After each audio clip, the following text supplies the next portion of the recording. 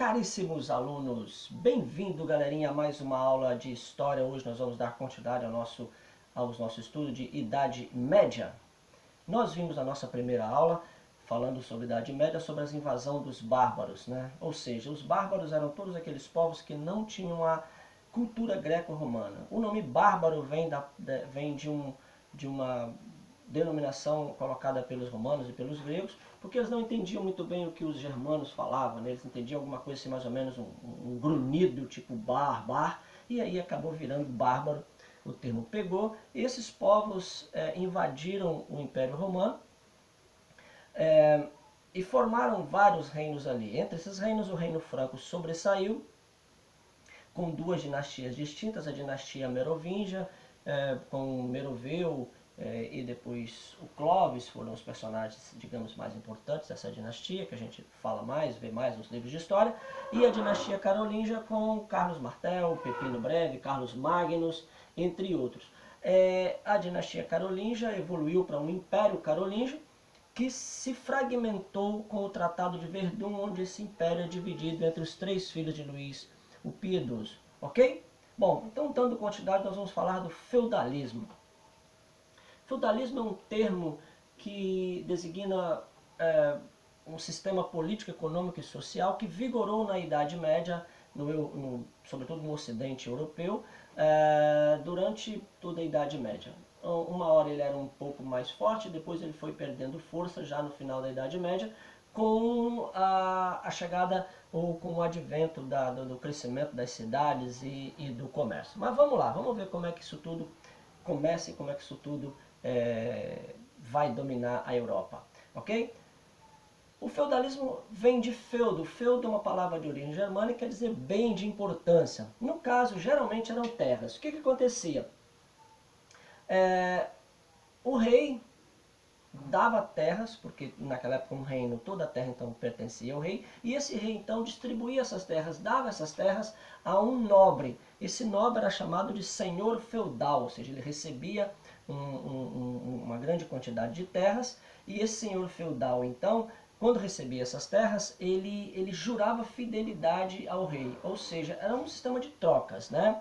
Que era chamado de sucerania e vassalagem. Quem doava as terras era o sucerano e quem recebia as terras era o vassalo.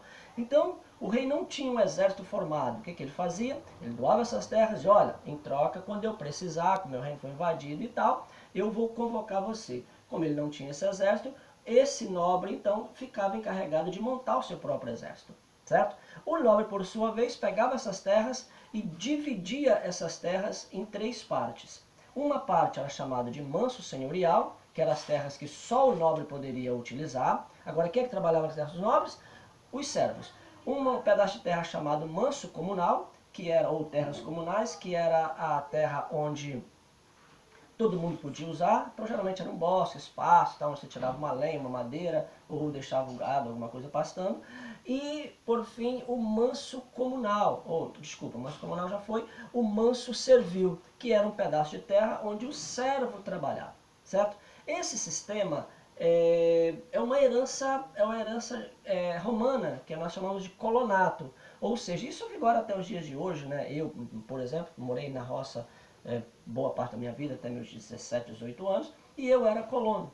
Como é que isso funciona? Você ganha uma casa para morar, um pedaço de terra para plantar, e tudo que você colhe nesse pedaço de terra, você divide com o seu patrão, ou seja, você divide com o dono da terra. Então o sistema é bem antigo, nós herdamos isso dos europeus que chegaram e permanece até os dias de hoje, ainda existe em algum lugar. Bom, esse sistema então fazia com que o servo fosse o camponês, o servo fosse um agregado à terra, ou seja, ele ficava preso à terra porque uma vez que ele morasse ali, ele tinha que plantar e dar uma parte do que ele colhia para o dono dessa terra, que era o nobre, ok? Então, esse nobre não trabalhava a terra, porque o nobre, a sociedade feudal era estanque, era dividida em três classes distintas. Os nobres, que eram chamados de belatores, ou seja, os caras que brigam, os caras que guerreiam, os caras que vivem para a luta, então eles viviam em torneios, em treinos e tal. Os oratores, né, ou seja, o clero, aqueles que viviam para a oração, a Igreja Católica, lembrando, era muito forte nessa época, tá? Era a instituição mais rica e mais poderosa nessa época, então os oratores, ou seja, aqueles que oram, aqueles que rezam, e por fim, os servos, né, os laboratórios, ou seja, os que trabalham, laboro, trabalho. Então, os servos trabalhavam a sua terra, trabalhavam também a terra do senhor feudal. E para isso eles pagavam vários impostos, né? Que eram chamadas da instituição das corveias e das banalidades. Então eles tinham um imposto que era pago pelo uso dos equipamentos do feudo, ou seja, o senhor feudal tinha lá os seus equipamentos, um moinho e tal, oficina. Para eles usar eles tinham que pagar, isso era chamado de banalidade. Eles tinham outro imposto chamado de talha, um imposto chamado de corveia, ou seja, ele tinha que da parte do que ele colhia, ele tinha que trabalhar alguns dias da semana nas terras do senhor feudal, e ele tinha ainda que dar o tostão de Pedro, que era uma parte, né, ou chamado, que nós chamamos hoje de dízimo, para a igreja, certo? Tinha o imposto da mão morta, que era quando o pai morria, para o filho continuar nas terras, ele tinha que pagar o imposto. Enfim, ele não era escravo, lembrando, a Idade Média Europeia tinha poucos escravos, havia uma minoria de escravos, havia, mas era pouca coisa. Eles eram servos, era um sistema diferente, porque eles tinham uma certa liberdade, eles não trabalhavam de graça, mas era um serviço análogo à escravidão, uma vez que quase tudo que eles colhiam acabava indo parar no celeiro, no depósito do senhor feudal. E por sua vez o senhor feudal então tinha a obrigação de tanto defender o rei, como de defender também, ou seja, de guarnecer as pessoas que moravam ali em volta. Então, geralmente um feudo tinha isso, uma vilazinha, uma igreja, um moinho e um castelo, certo? E aí tira um pouco aquela ideia do castelo ser coisa só do rei, não, o castelo era coisa do nobre. Na verdade, os reis preferiam até morar nos palácios, que eram muito mais confortáveis do que os castelos. Os castelos eram uma fortaleza mesmo para se proteger em caso de guerra. Então o senhor feudal morava nesse castelo e quando acontecia o reino dele, do feudo ser invadido, ele botava todo mundo para dentro e ali eles estavam num porto seguro. Ok? Então isso foi o feudalismo. O feudalismo ele perdura por muito tempo. O feudalismo é caracterizado por uma falta de moeda. Então as trocas eram in natura, era uma questão de subsistência. O feudo ele era autossuficiente, ele tinha tudo ali, né? Tudo ali no feudo, eles quase não compravam nada fora. Não sei, ferro e tal, para fazer as suas ferramentas, ok? Mas isso começa a mudar a partir do século X, século XI, isso começa a mudar quando a Europa passa por um processo de evolução. A gente fala que a Idade Média é um tempo obscuro, que nada floresceu, que não teve evolução nenhuma, e não é verdade. Algumas coisas aconteceram, e uma delas foi justamente a evolução no campo. Eles começam a trocar algumas coisas, né? O sistema de rotação trienal, ou seja, eles plantavam em 2 campos. Agora eles começam a plantar em 3, ou seja, plantam 2, deixam descansando. No outro ano plantam o 2, aquele que ficou descansando, e 1 descansa. E isso aumentou a produção. E uma vez que você, entre outras coisas, uma vez que aumenta a produção, você começa então a sobrar.